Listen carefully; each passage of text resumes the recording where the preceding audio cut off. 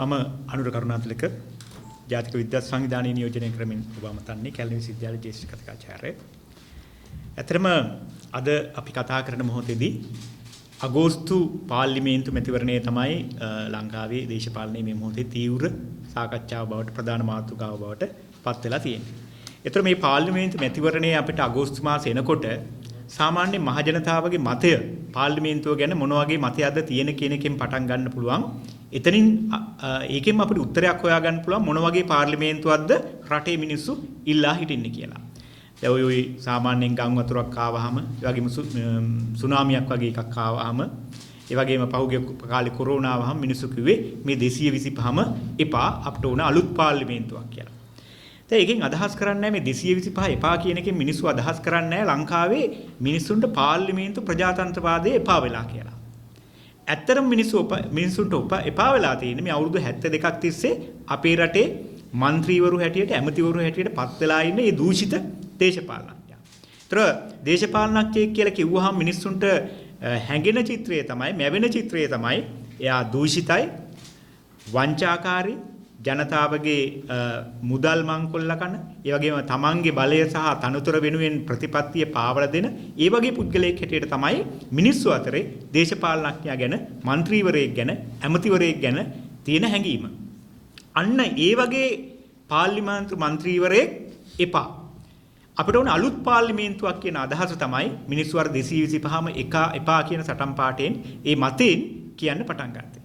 එහෙනම් අපි මෙන්න මේ අගෝස්තු පාර්ලිමේන්තු මැතිවරණය උපයෝගී කරගත යුතු නැද්ද? අන්නේ මිනිස්සු බලාපොරොත්තු වෙන මේ රටේ සමාජ මතය නිරූපණය කරන, සමාජ මතය බලාපොරොත්තු වෙන හොඳ පාර්ලිමේන්තුවක්, වැදගත් පාර්ලිමේන්තුවක්, ඒ ජනතාවගේ අවශ්‍යතාවයන් ඉෂ්ට කරන පාර්ලිමේන්තුවක් ඇති කරගන්න. එතෙන්දී අපිට කල්පනා කරලා බලන්න පුළුවන් මෙන්න මේ ජනතා මතය අනුව මොන වගේ පාර්ලිමේන්තුවක්ද මිනිස්සුන්ට බලාපොරොත්තු වෙන්න ඕන, මොන වගේ පාර්ලිමේන්තුවක්ද අපිට ඕන කියලා. එකක් තමයි අපි දන්නවා පාර්ලිමේන්තුව කියලා කියන්නේ නීති සම්පාදනය කරන තැන.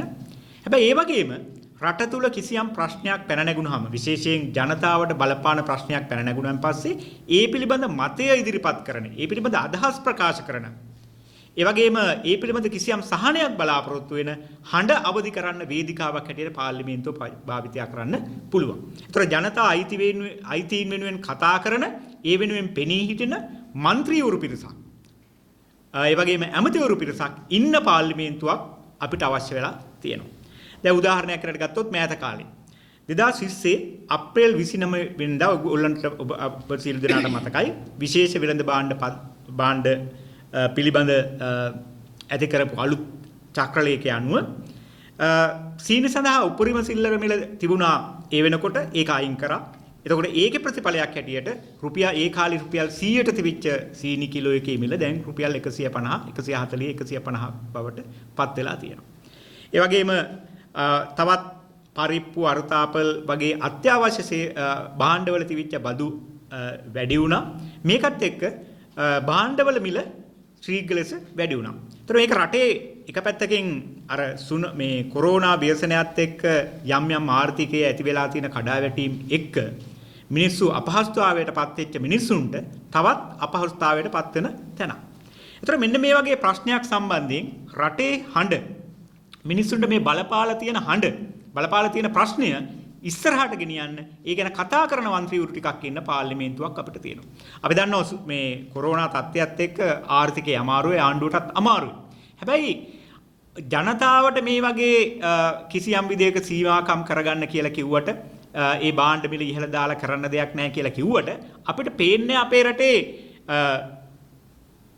නායකයෝ ඒ විදිහට තමන්ගේ පටිතද කරගන්න බවක්. ඒගොල්ලෝ වෙන්ද හෙලිකොප්ටර ගිය ගමන් මගම තමයි, හෙලිකොප්ටරෙන් ගිය විදිහටම තමයි තාමත් ගමන් යන්නේ. රාජ්‍ය නායකයෙක් එහෙම නැත්නම් වෙනත් නායකයෝ යනකොට වාහන, සුඛෝපභෝගී වාහන 10ක් 15ක් පිරිවරාගෙන තමයි තාමත් යන්නේ. ඒතකොට ජනතාවගේ පැත්තෙන් යම් සීමාකාරකම් කරගන්න කියලා කිව්වට ආණ්ඩුව පැත්තෙන්, විශේෂයෙන් දේශපාලන බලය හොබවන දේශපාලනඥයන්ගේ පැත්තෙන් ඒ தත්ත්වය අපිට පේන්නේ නැහැ. ඒතකොට එතකොට මෙන්න මේ වගේ ප්‍රශ්න ගැන කතා කරන පාර්ලිමේන්තුවක් අපිට ඕන.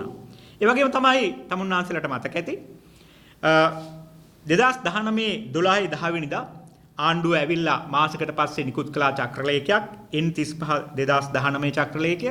ඒකෙන් කරේ 2020 අවුරුද්දේදී විශ්‍රාම යන රාජ්‍ය සේවකයන්ට වැටුප් වැඩිවීමක් කලින් යෝජනා වෙලා තිබුණා. අන්නේ වැටුප් වැඩිවීම අත්හිටු වෙන චක්‍රලේඛයක් තමයි N35 2029 කියන චක්‍රලේඛයෙන් ඇති කරේ. ඒතර ඒ හරහා දැන් ඒකට විරුද්ධව ඇත්තටම හිටපු විශ්‍රාම වැටුප් අධ්‍යක්ෂක ජනරාල් ඇතුළු පිරිසක් නඩු පවරලා තියෙනවා. ඒතර මෙන්න මේ වගේ ජනතා අයිතීන් විශේෂ රාජ්‍ය සේවකයන්ගේ යම් අයිතීන් කප්පාදු කරන මොහොතක ඒ වෙනුවෙන් හඬ නගන පාර්ලිමේන්තුවක් ඒ වෙනුවෙන් පෙනී හිටින മന്ത്രിවරු පිරිසක් ඒ වගේම පාර්ලිමේන්තුව තුලත් ඉන් පිටට ඒ හඬට නායකත්වය දෙන ඒ හඬ වැඩි වශයෙන් සමාජය තුල ගෙන යන පාර්ලිමේන්තු മന്ത്രിවරු පිරිසක් ඇති පාර්ලිමේන්තුවක් ඇත්තටම අපිට ඕන 2020 අගෝස්තු 5 වෙනිදා මහමැතිවරණේ අපි උපයෝගී කරගත්ත යුත්තේ අන්න ඒ වගේ පාර්ලිමේන්තු മന്ത്രിවරු පිරිසක් ඇති කරගන්න. ඒ වගේම දැන් මෙතනදිත් විශේෂ අවධානයට යොමු වෙච්ච රටේ ස්වෛරීත්වයට යම් බලපෑමක් ඇති වෙන. ඒ වගේම ජාතික සම්පත් වලට මේ බලපෑමක් ඇති වෙන ජාතික සම්පත් විදේශී රටවල් වලට විදේශීය සමාගම් වලට විකිනෙන අවස්ථාවන් වලදී ඒ ජාතික සම්පත් ආරක්ෂා කර ගැනීම වෙනුවෙන් පෙනී සිටින පාර්ලිමේන්තු മന്ത്രിවරු පිරිසක් තියෙන පාර්ලිමේන්තුවක් අපි ඇති කර ගන්න ඕන. දැන් සාමාන්‍යයෙන් අපි දන්නවා කොළඹ වරාය නැගෙනහිර ජැටිය සම්බන්ධයෙන් ඒ තියුණු ප්‍රශ්නේ අපි කතා කරා.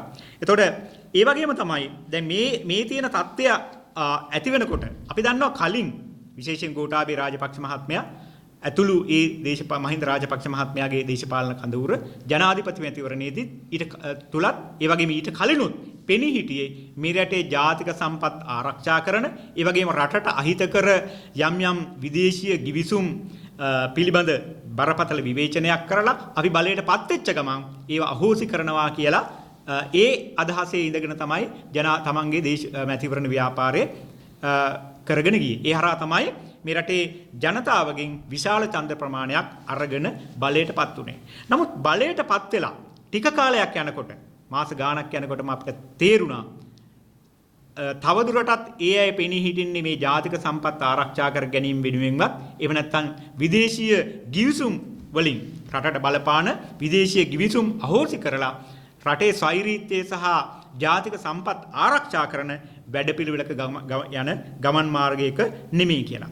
විශේෂයෙන් අපි MCC ගිවිසුම කියන එක ගත්තොත් මේ ගිවිසුමේ තියෙන මුඛ්‍ය පරමාර්ථයන් අපිට තේරුම් ගන්න වෙන්නේ ඒකත් එක්ක තියෙන භූදේශපාලනය හරහා. අපි දන්නවා ලෝකයේ වෙළඳ කලාප හැටියට ගත්තොත් ප්‍රධාන වෙළඳ කලාප දෙකක් වෙළඳ පොළ දෙකක් අපිට අඳුර ගන්න පුළුවන්. එකක් ඇට්ලාන්ටික සාගරය හරහා තියෙන එක, අනිත් එක පැසිෆික් සාගරය හරහා තියෙන එක. යුරෝපීය අංක 1 හැටියටත් ඒ වගේම ආසියානු වෙළඳ පොළ.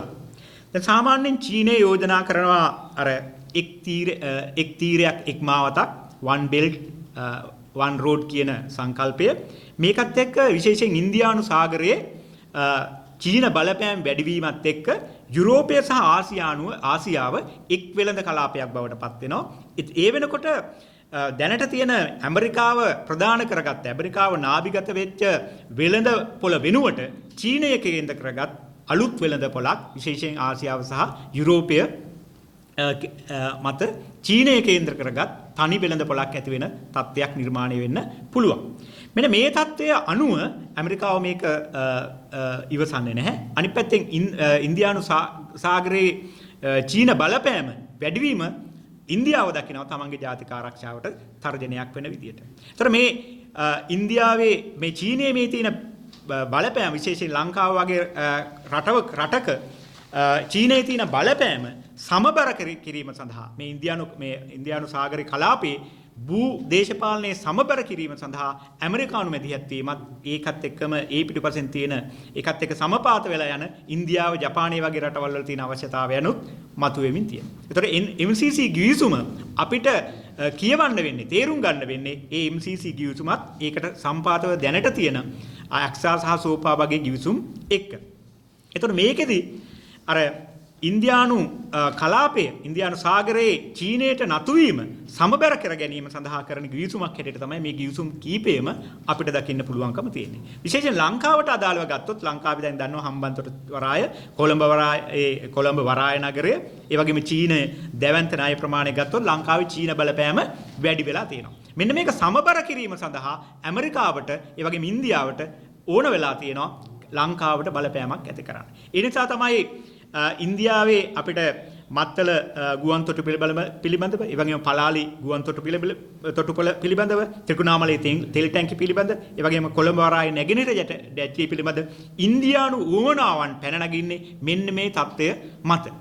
ඒ නිසා අපිට පේන කාරණේ තමයි ලංකාව කියලා කියන්නේ ඉදිරියේදී එක පැත්තකින් ඇමරිකන්, ඉන්දියානු සහ ජපාන ඒ වගේ රටවල් වල තියෙන උමනාවන්නුත් අනෙක් ඊට ප්‍රතිපක්ෂව චීනයේ උමනාවන් අතර කිසියම් විදියක ගැටුමක් පැන නගින්න පුළුවන්. ගැටුමක් කියන්නේ සංකල්පීය ගැටුම්, ඒ වගේම වෙළඳ ගැටුම් පැන නගින්න පුළුවන් භූමියක් හැටියට. ඒතර මෙන්න මේ தත්ත්වය තුල රටේ ස්වෛරී රාජ්‍යයක් හැටියට මේ தත්ත්වයට මූණ දෙමින් රටේ ස්වෛරීත්වයත් ඒ වගේම ජාතික සම්පත්තුත් ආරක්ෂා කරගන්න නම් ඒ වෙනුවෙන් දැවැන්ත, ඒ වගේම මහජන මතයක්, ඒ වගේම මහජන අරගලයක් දියත් විය යුතු තියෙනවා. ඒ සඳහා නායකත්වයේ දී ඇති දේශපාලන කණ්ඩායම් රට තුල ශක්තිමත් වෙලා තියෙන්න ඕන. ඒක පාර්ලිමේන්තුව තුලත්, පාර්ලිමේන්තුවේ පිටතත් ඒ හඬ රටේ ස්වෛරීත්වය වෙනුවෙන්, රටේ ජාතික සම්පත් ආරක්ෂා කර ගැනීම වෙනුවෙන් ඒ දේශපාලන නායකත්වය ඉස්සරහට ආයුතුව තියෙනවා.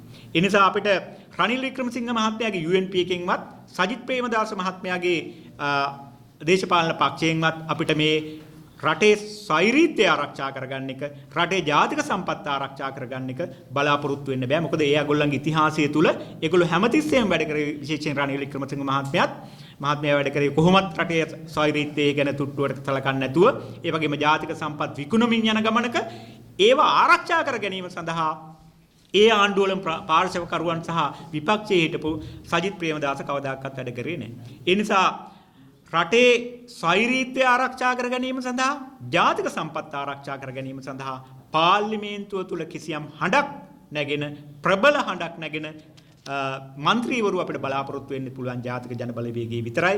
ඒ නිසා රටේ ස්වෛරීත්වය සහ ජාතික සම්පත් ආරක්ෂා කරගන්න නම් ජාතික ජනබලවේගයේ මන්ත්‍රීවරු වැඩි වශයෙන් පාර්ලිමේන්තුව තුල නියෝජනය වීම අත්‍යවශ්‍යයි. ඒ වගේම අපි දන්නවා හොරකම් නොකරන, ඒ වගේම බලය සහ මුදල වෙනුවෙන් තමන්ගේ ප්‍රතිපත්තිය පාවල දෙන්නේ නැතුව පිල් මාරු කරන්නේ නැති මන්ත්‍රීවරු ටිකක් හදා ගන්න ඕන. ඒ බලාපොරොත්තුව අපිට ඉෂ්ට කරගන්න පුළුවන් වෙන්නේ ජාතික ජනබලවේගය හරහා පමණයි. ඒ වගේම තවත් එක් කාරණයක් සඳහන් කළා මම අවසන් කරන්නම්. සාමාන්‍යයෙන් අපිට ජනාධිපතිවරයා ගෝඨාභය රාජපක්ෂ මහත්මයා ජනාධිපතිවරයා හැටියට මේ රට එනකොට මේ රට තුල ඇති කළ තිබුණු මතය තමයි ගෝඨාභය රාජපක්ෂ මහත්මයා කියලා කියන්නේ වෙනස් පුද්ගලයෙක්, හුදෙක් දේශපාලනඥයෙක් නෙමෙයි. රට ගැන ආදරය කරන, රට හැදීම සඳහා සැලසුමක් තියෙන, ඒ සැලසුම් ක්‍රියාත්මක කර ගැනීම සඳහා ප්‍රතිපත්ති සහ සැලසුම් හදන විද්වත් කණ්ඩායමක්, වියත් කණ්ඩායමක් ඉන්න පුද්ගලයෙක් හැටියට තමයි අපිට රට තුල හදලා තියුණු චිත්‍රය.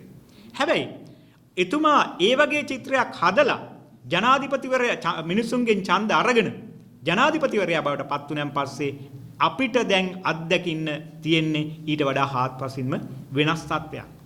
අපි දැක්කා වියත් මග කියලා ලොකු කණ්ඩායමක් ජනාධිපතිවරණයට කලිනුත්, ඒ වගේම ජනාධිපතිවරණ වේදිකාවෙත් විශාල හඬක් ඇහෙන්නුණා. නමුත් ජනාධිපති බවට පත් වුණාන් පස්සේ අපිට අද විශේෂයෙන් පාර්ලිමේන්තු මැතිවරණයේදී ඒ වියත් මගේ හඬ පුද්ගලයෝ අපිට දකින්න හම්බ වෙන්නේ නැහැ. නාම යෝජනා ලැබිලා තියෙන වියත් මුළු ප්‍රතිශතයෙන් 3%ක විතර ප්‍රමාණයකට විතරයි.